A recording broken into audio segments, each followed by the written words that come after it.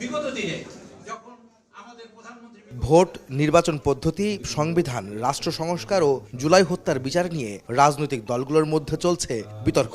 নির্বাচন না হলে মাথাচাড়া দেবে ফ্যাসিস্টরা, এমন শঙ্কার সঙ্গে মৌলবাদ ও চরমপন্থার উত্থানের শঙ্কা প্রকাশ করেছেন বিএনপির শীর্ষ নেতারা। চরমপন্থা বা মৌলবাদের অভয়ারণ্য যেন কোনোদিন পরিণত হতে না পারে, সেটিও কিন্তু আমাদের প্রত্যাশা, সেটিও আমাদের লক্ষ্য। তবে এমন শঙ্কা নিয়ে রাজনৈতিক দলগুলোর বক্তব্যে আছে ভিন্নতা। নতুন রাজনৈতিক দল নাগরিক পার্টির নেতারা বলছেন, এমন বক্তব্য আওয়ামী বয়ান, যা দেশের অনেক মানুষের জীবন ধ্বংস করেছে, যার শিকার বিএনপিও। মৌলবাদ বা চরমপন্থা বলে এখানে আসলে এক ধরনের রাজনৈতিক ট্যাগিং আমরা দেখে থাকি।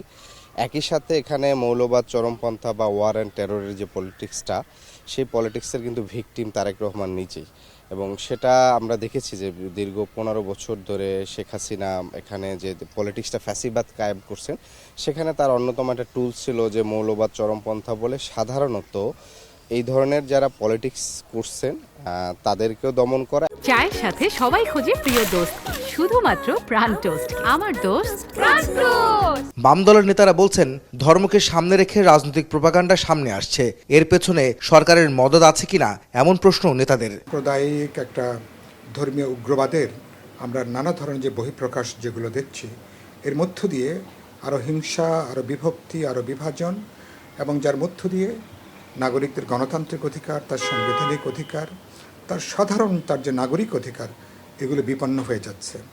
ফলে মানুষ আরও বেশি নিরাপত্তাহীন হয়ে পড়ছে।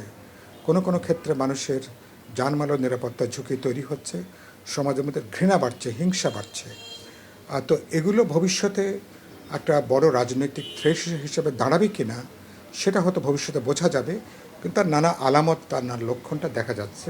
বিএনপি নেতারা বলছেন, দেশের মানুষ যখন নির্বাচনমুখী, তখন কিছু ধর্মভিত্তিক রাজনৈতিক দল শর্তের বেড়াজালে জনগণকে নির্বাচন থেকে বঞ্চিত করার ষড়যন্ত্র মেতেছে। এতে মৌলবাদ ও চরমপন্থার উত্থান ঘটতে পারে বলেও শঙ্কা তাদের। মাস কিলিং হয়েছিল 58-এ, এবং সেই নেতৃত্ব দিয়েছিল আজকে যে দল বেশি লাফালাফি করতো সেই দলের নেতা,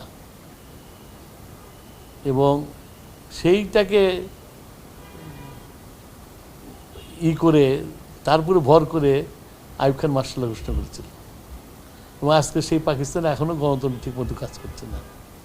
তো বাংলাদেশে এখন একটা সুযোগ এসছে, সেই সুযোগটা যদি বাংলাদেশের মানুষকে থেকে বঞ্চিত করে কিছু দল, সেই দলগুলো মোটামুটিভাবে ধর্মভিত্তিক দল,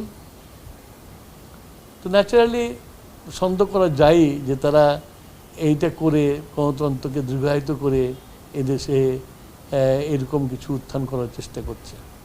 দেশের বর্তমান সংকট ও শূন্যতা নিরসনে দ্রুত নির্বাচন প্রয়োজন বলে মনে করেন বিএনপি নেতারা। এইটা করে গণতন্ত্রকে দীর্ঘায়িত। আহমেদ সালেহীন, সময় সংবাদ, ঢাকা।